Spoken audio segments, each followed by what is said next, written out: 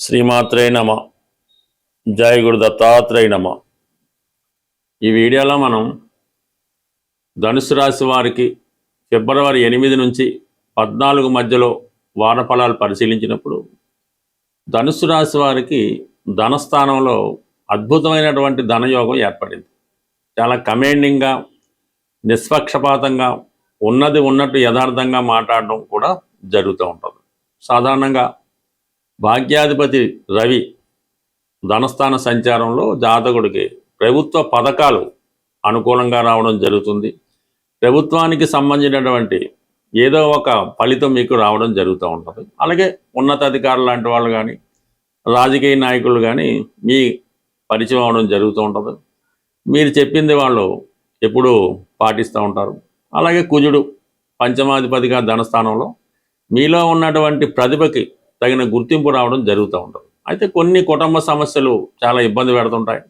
ధనం విపరీతంగా ఖర్చు అవుతూ ఉంటుంది. అయితే కుటుంబంలో ఉన్నటువంటి వ్యక్తులకి, అంటే మీ పిల్లలకి, వాళ్ళకి ఒక మంచి అభివృద్ధి రావడం జరుగుతూ ఉంటుంది. వాళ్ళకి ఏమైనా ప్రభుత్వ ఉద్యోగం రావడం కానీ, హోదా పెరగడం కానీ జరిగే అవకాశం ఉన్నది.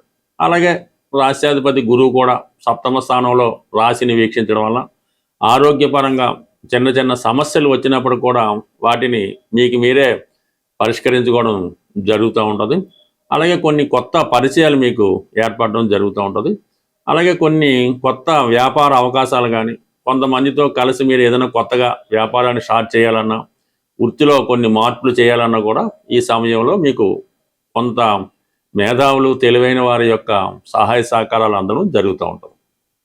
ఇక ప్రధానంగా తృతీయ స్థానంలో బుధుడు, శుక్రుడు.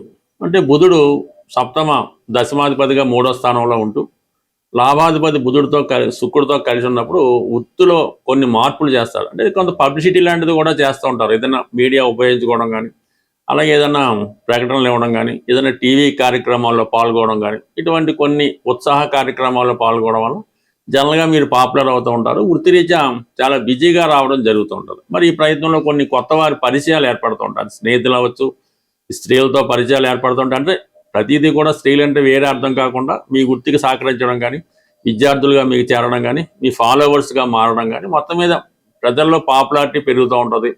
మీరు ఈ సమయంలో ఏదైనా ఒక విద్యా సంస్థ స్థాపించాలన్నా, ఒక రాజకీయ పార్టీ పెట్టాలన్నా, ఒక ఆధ్యాత్మిక కేంద్రాన్ని ప్రారంభించాలన్నా, లేదంటే ధర్మ ప్రచారాన్ని చేపట్టాలన్నా 10 మంది సహాయ సహకారాలు మీకు రావడం జరుగుతూ ఉంటుంది. మరి సహకారం కన్నా పబ్లిసిటీ కూడా చాలా ఎక్కువ రావడం వల్ల అందరి గుర్తింపు మీకు రావడం జరుగుతూ ఉంటుంది. ఇక 4వ స్థానంలో శని సంచారం వల్ల ఎంత కష్టపడ్డా కూడా చివరికి నిరుత్సాహంగా ఉండడం జరుగుతూ ఉంటుంది. ఏదో ఒక అపవాద లాంటిది రావడం జరుగుతుంటుంది. అనవసరంగా ఈ శ్రమ అంతా మనం నెత్తి మీద వేసుకున్నామేమో, ఇవన్నీ మనకు అవసరమా అనిపిస్తూ ఉంటుంది. అయినప్పటికీ కూడా మీ కార్యక్రమాలు మీరు చేపడుతూనే ఉంటారు.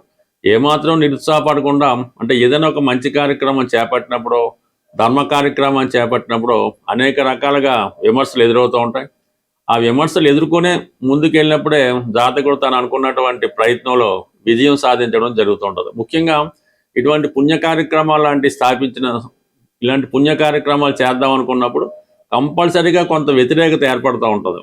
దాన్ని సాధించడమే ఈ జాతకుడి యొక్క ప్రత్యేకతగా కనబడుతూ ఉంటుంది. బట్ ఏదైనా ధనుసు రాశి వారికి కొన్ని కొత్త ప్రయత్నాలు నెరవేరుతూ ఉంటాయి.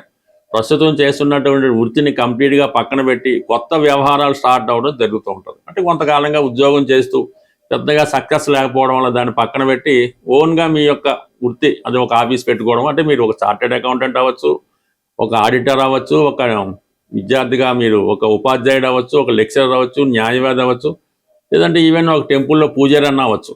బట్ ఏదైనా ఒక ధర్మ ప్రచారకుడుగా మీ కొత్త జీవితం ప్రారంభించడానికి ఇప్పుడున్నటువంటి గ్రహస్థితి మీకు అనుకూలించడం జరుగుతూ ఉంటుంది. బట్ నెమ్మది నెమ్మదిగా ఈ ప్రోగ్రెస్ కూడా రావడం జరుగుతూ ఉంటుంది. మరి ఈ వారం చివరిలో రవి కూడా తృతీయ స్థానంలోకి మారుతూ ఉంటాడు.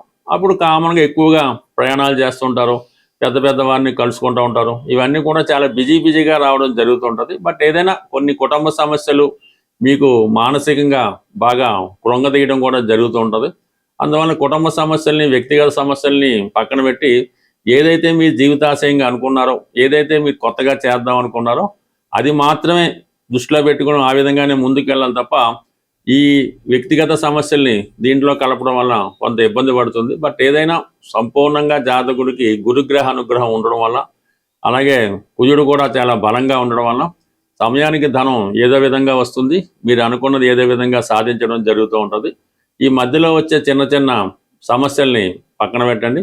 అలాగే మీ వ్యక్తిగత బలహీనతలు కూడా మిమ్మల్ని ఇబ్బంది పెడుతుంటాయి కాబట్టి వాటిని కొంతకాలం పాటు వాయిదా ఇస్తే ఇప్పుడు అనుకున్నటువంటి మీ కార్యక్రమం సంపూర్ణంగా నెరవేరడం, సక్సెస్ఫుల్గా ముందుకెళ్ళడం జరుగుతుంది. ఈ వారంలో ప్రధానంగా శని త్రయోదశి 14వ తారీఖున శని త్రయోదశి రావడం జరిగింది. ఆ మన్నాడు 15వ తారీఖున మహాశివరాత్రి కాబట్టి ఏదైనా ఈ సకల రాసుల వారు కూడా జీవితంలో మళ్ళా తిరిగి పుంజుకోవాలంటే ఈ ప్రధానంగా ఈ 2 రోజులు మరి మన శని త్రయోదశి రోజు ఏదైనా శని క్షేత్రాన్ని దర్శించడం, ఏదో మన మందవిల్లని అని కొన్ని శని క్షేత్రాలు దర్శించి అక్కడ పూజ చేయించుకోవచ్చు. లేని పక్షంలో ప్రధానంగా శివాలయంలో ఉన్నటువంటి నవగ్రహాల్లో ఉన్నటువంటి శని భగవానుడికి అక్కడ ఉన్నటువంటి పంతులు గారి ద్వారా కంప్లీట్గా మీరు మరి విధి విధానంగా శని భగవానుడికి తైలాభిషేకం చేసి చక్కగా ఈ తైలాభిషేకం జరిగిన తర్వాత ఆ ప్రధాన దేవాలయంలో ఉన్నటువంటి పరమశివుని కూడా దర్శించుకొని ఆ రోజు కంపల్సరీగా మీరు అంటే చాలాసార్లు చెప్పినప్పటికి కూడా కొత్త వారి కోసం ఆయిల్తో చేసిన పదార్థాలు ఏమీ తినకూడదు. అది ఆ రోజంతా నియమంగా ఏదో ఫ్రూట్స్ పళ్ళు వాటి తింటూ మరి అదే మర్నాడు కూడా మహాశివరాత్రి గొప్ప అదృష్టం కాబట్టి మహాశివరాత్రి రోజు మరి ఆ పరమశివుని దర్శించుకొని వీలైతే మారేడు దళాలతో కనీసం ఒక్క మారేడు దళమైనా పర్వాలేదు, ఆ మారేడు దళంతో మరి పరమశివుని యొక్క అర్పించి నమస్కరించుకొని ఆ రోజు కూడా విధి విధానంగా మీరు పవిత్రంగా భగవంతుడికి దగ్గరగా ఉండడం వల్ల జీవితంలో ఆ మర్నాడు నుంచి చాలా గొప్ప మార్పు అన్నది రావడం జరుగుతూ ఉంటుంది. అయితే ఈ మహాశివరాత్రి రోజు వీలున్నవాళ్ళు అంటే ప్రతిదీ పెద్ద టెంపుల్లో పంచారామాల్లో కాశీక్షేత్రంలో అక్కర్లేదు, ఎక్కడ ఏ శివలింగం ఉన్నా వీలైతే రుద్రాక్షలు అంటే ఎన్ని ముఖాలైనా పర్వాలేదు, ఎన్నైనా పర్లేదు, మరి శుభ్రమైనటువంటి వాటర్లో వేసి ఆ రుద్రాక్షలతో శివునికి అభిషేకం చేయవలసి ఉంటుంది. ఈ అభిషేకం చేసిన తర్వాత ఆ రుద్రాక్షల్ని అంటే మీ బంధువులు కానీ మీరు కానీ ఎవరు కానీ అది అదే రోజు మెడలో ధరించడం వల్ల కూడా శని భగవాను నుంచి వచ్చే ఇబ్బందుల నుంచి కంప్లీట్గా మీరు బయటపడడం జరుగుతూ ఉంటుంది. అంటే ఒక విధంగా ఈ రుద్రాక్ష ధరించడం వల్ల మీలో ఉన్నటువంటి కోపం అనేది బాగా తగ్గిపోతుంటుంది, చాలా ఓర్పుగా సహనంగా ప్రవర్తిస్తూ ఉంటారు. ఆటోమేటిక్గా మీకు ధనాకర్షణ పెరుగుతూ ఉంటుంది, ముఖంలో ఒక విధంగా గ్లో పెరుగుతూ ఉంటుంది, ఒక గౌరవమైనటువంటి హోదా కలుగుతూ ఉంటుంది. దీంతోపాటు మీరు ధరించగలిగితే విభూతి ధారణ వల్ల విభూతి ధారణ కూడా అలవాటుగా చేసుకొని ప్రతిరోజు ధరించడం వల్ల జీవితంలో కంప్లీట్గా చేంజ్ అన్నది రావడం జరుగుతూ ఉంటుంది. అది ఒకసారి మీరు ప్రయత్నం చేయండి, ఎంతో కొంత మీ జీవితంలో మార్పు అన్నది రావడం జరుగుతుంటుంది. అంటే దీనికి ప్రత్యేకంగా ఏలినాడు శని జరుగుతుంది, అష్టమ శని జరుగుతుంది కాబట్టి వాళ్ళే చేయలేని రూల్ ఏం లేదు, ఎవరన్నా చేయొచ్చు, ఎవరు చేసినా కూడా ఫలితం రావడం జరుగుతూ ఉంటుంది.